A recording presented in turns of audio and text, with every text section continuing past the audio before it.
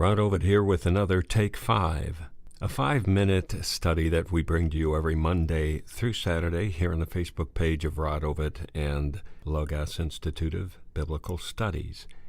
We're in the third day of a study here regarding the woman at the well, or the Samaritan woman, as some people have called it. We're titling this series, Who's at Your Well?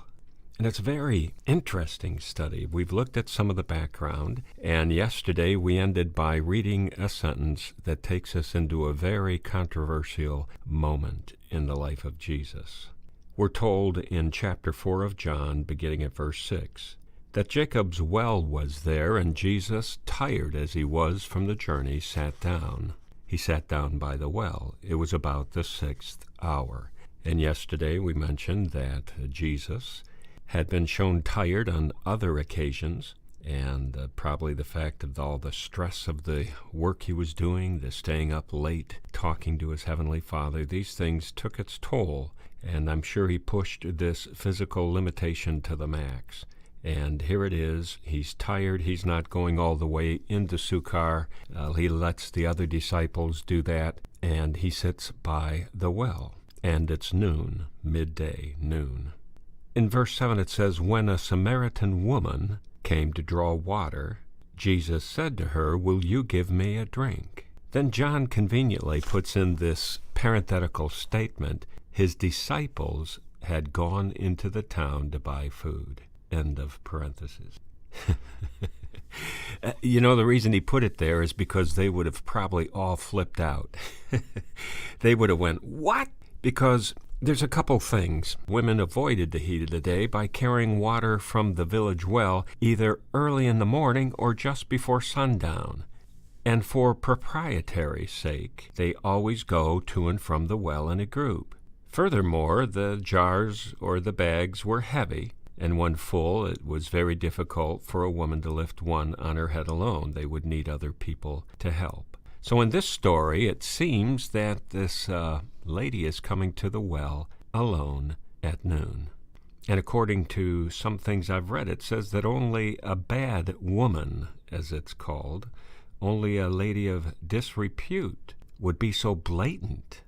She was either a social outcast or she knew that travelers could be found at the well at noon and wanted to contact them. And, of course, there's some inference in that. Now, in Middle Eastern villages, in the wells, they didn't have buckets per se. They used wineskins, and they would drop it down, and it would fill up with water. Then they would bring it up to the top. It would have a small mouth opening to allow the bucket to fill as it was lowered into the well, but not spill all over when they brought it up. So Jesus obviously didn't bring a cup with him or something to drink out of, and he asks this lady for water. So by deliberately sitting on the well without a bucket or a cup, Jesus placed himself strategically to be in need of whomever appeared with the necessary equipment. Now that's an interesting strategy.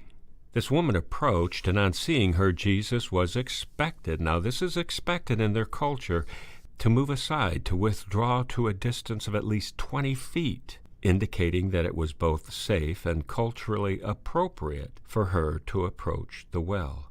Only then could she move to the well, unroll her small leather bucket, lower it into the water, fill her jar, and be on her way. Now Jesus didn't move as he was approached, and she decided to draw the water anyway. Then comes the surprise. Jesus asked for a drink. Now, by making this request, he does 4 things. He breaks the social taboo against talking to a woman. Yes, there was a social taboo in that day, particularly in an uninhabited place with no witnesses. In a village society, a strange man does not even make eye contact with a woman in a public place.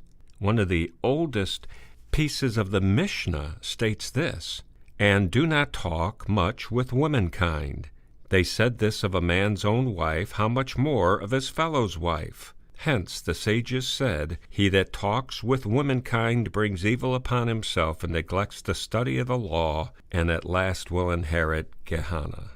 See, Jesus not only talked to the woman, he invited women into his band of disciples.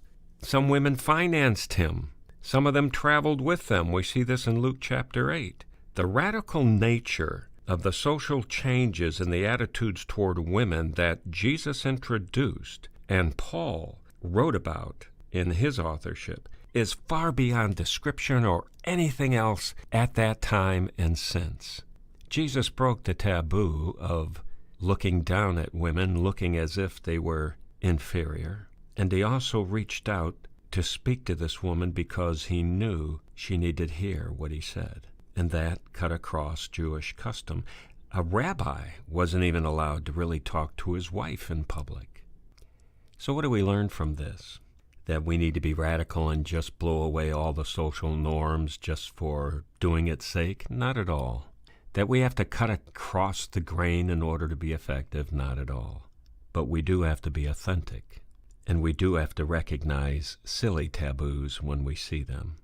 Jesus continually cried things like, look, if your ox fell in a ditch, wouldn't you get him out? Why shouldn't I not heal on the Sabbath? And he looked at these rules and regulations that were placed upon the people, and he said, enough. I'm here to bring God's grace. And this woman needs to hear the gospel from me as much as anyone, and I will speak. And he's speaking to you today. Perhaps you've put up your own barrier. Perhaps you find yourself going to your well alone. You don't want to be bothered. You might be ashamed of something. You might be afraid of something. You might just be bitter, angry. Whatever reason, you cut out by yourself and you don't want to be bothered. And guess what? Jesus is sitting there at your well. Oh yeah, he's there. He hasn't moved. He waits for you. He'll move slightly out of the way. He'll let you do your business, but he wants to talk to you. And he wants you to give him something. He put himself beholding to this woman and said, give me a drink. And he would say to you and me, give me your allegiance. Give me your love. Give me your faithfulness. So what are you going to do with this Jesus at the well? Can't avoid it. You need the water. Perhaps you need to talk. We're going to look at the rest of this passage tomorrow on our next installment of this series, Who's at Your Well? And I'd ask you to join us. I'd ask you to share these with others, tell others about this Take 5 that we bring every Monday through Saturday. We'd welcome you and your friends to listen anytime. Till then, you have a blessed day and go with God.